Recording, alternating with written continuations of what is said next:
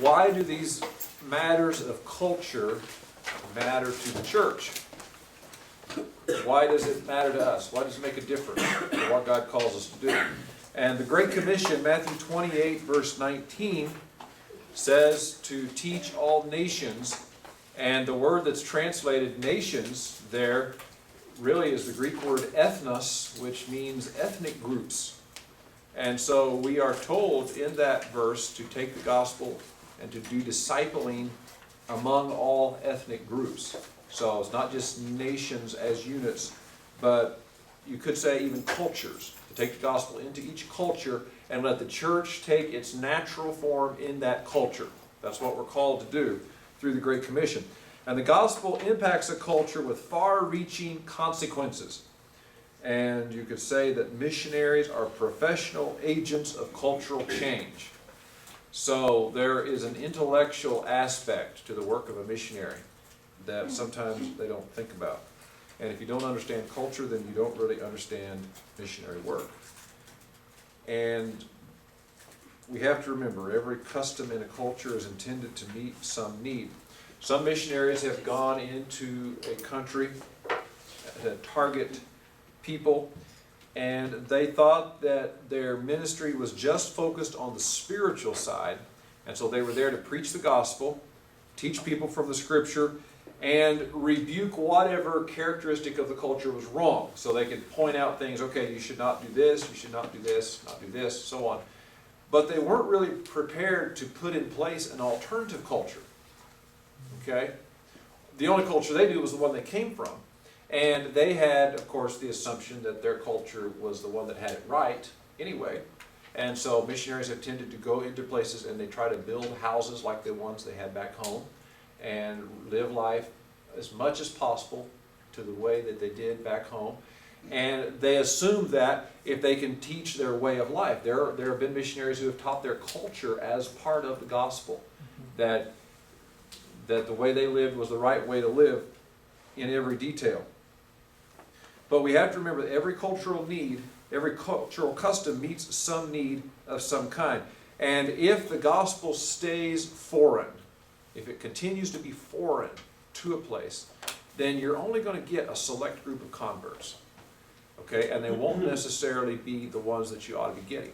Okay? What I'm talking about, you could say that the gospel always gets a select group of converts anyway, because there are certain kinds of people that respond to the gospel, right? There's a person that knows that he has a spiritual hunger. The gospel touches that need. He has a desire for the grace of God, so he responds. And they're the ones that are called out, from their culture, from their group. But if the gospel continues to be foreign, and it's clothed in a foreign culture, then the only people you get are the ones that you can disconnect from their culture. Okay? So in other words, they know that becoming a Christian, they will no longer be what they were before, part of their culture. They're disconnected. And they might even come and live in the compound, so to speak.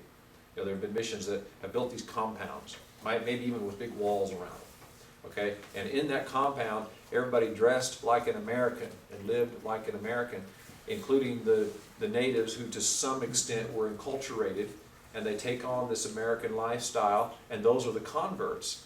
But they are separated from their native culture completely. Okay? Rather than the missionaries trying to plant the church in that culture, they only pull a few people out of that culture. And they don't always get the right people. Let me give you an illustration. How many of you have ever read anything of G.K. Chesterton? You know who he is? Okay, see if you... you've all read C.S. Lewis, right? You know who C.S. Lewis is? Okay.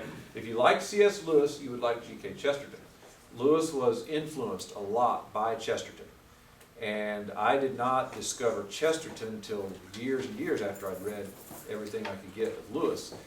But it was amazing. It was like meeting an old friend when I started, because his expressions and his way of thinking was so much like Lewis. He's a little more obscure, and he'll make an allusion that you really have to try to chew on to get what he is saying, and sometimes he's overly ironic or sarcastic or exaggerated. You wouldn't necessarily agree with everything he said. For one thing, he was a staunch Roman Catholic, and he defended the Roman Catholic Church vehemently. thought the Reformation was the worst thing that ever happened. But in spite of that, he defends basic Christianity very well. And he wrote some fiction, and his fiction is interesting. There was a novel made up of stories, short stories about a group of friends. It's called Tales of the Long Bow. Anybody ever seen that? Basically, they're adventure stories of these fictional characters. And one of them was a guy named Colonel Crane. He had been an Army colonel and was retired.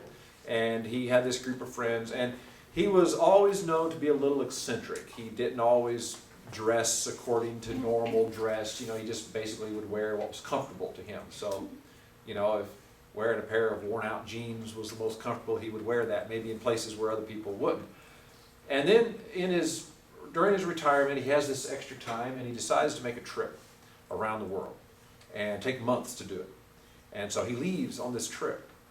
And his friends know when he's getting back, and so they arrange to meet him at his house, and they're there waiting on him, and they're talking about how this trip may have changed him. And one of them says, you know, he was always a little bit eccentric and, you know, didn't fit in with the customs going on, and he's probably going to be even more far out now. He's going to be even more different. I mean, we won't even recognize him. He could be coming back with feathers in his hair or whatever, you know, from all the places he's been. But when he arrives, they find that he's dressed in a normal suit, and they sit down together in his living room and they have this conversation, and they ask him how much, you know, if his travels have changed him, and they're a little bit surprised to find him seeming so normal. And that's when he makes the statement that's in your page here, where he said, I have lived with the men we call savages all over the world, and I have found out one truth about them.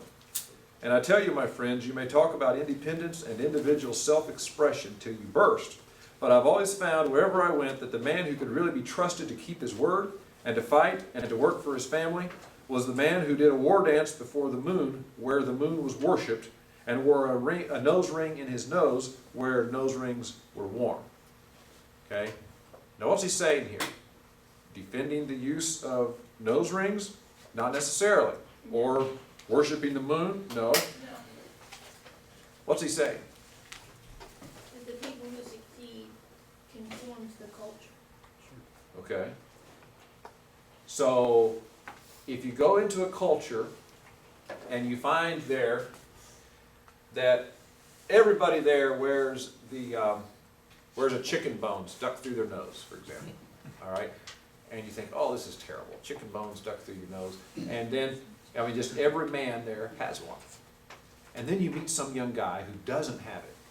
And you say, hey, I just was curious, you know, you don't have chicken bone in your nose. Why don't you do that? Oh, he said, I think that's disgusting. I don't want to have chicken bone in my nose. And you think, wow, I've met an intelligent young man here. This guy can make a difference. You know, we can work with this guy. But you know what you may have just found, too, is the guy who doesn't see any reason in going to the field to work, who doesn't see any reason to defend his family, who doesn't see anything wrong with stealing. You may have just found the guy who doesn't fit in with any of the standards of his culture. And so he also does not wear a chicken bone in his nose.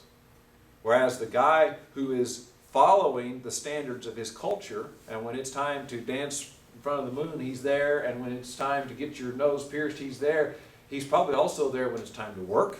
He's there when it's time to fight. And he is in the council meeting when they have issues of right and wrong and security of the country and so on to discuss. He's there because he cares about the standards of his culture.